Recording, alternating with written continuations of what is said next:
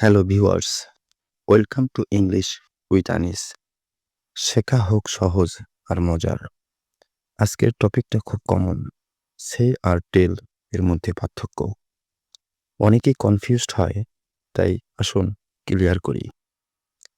সে মূলত ইউজ হয় অবজেক্ট ছাড়া, মানে কাকে বলল সেটা মেনশন না করলেও চলে। উদাহরণ দেখি, শি সেইড হ্যালো। এখানে দেখা যাচ্ছে সে শুধু হ্যালো বলেছে, কিন্তু কাকে বলেছে তা বলা হয়নি।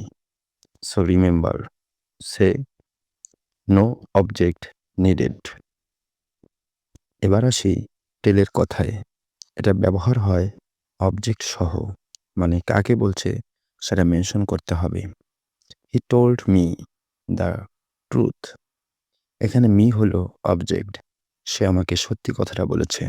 So remember, tell needs an object.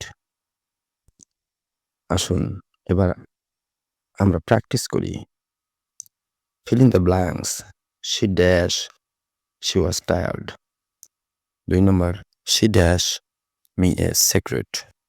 উত্তরটি কমেন্টে জানিয়ে দাও। ধন্যবাদ।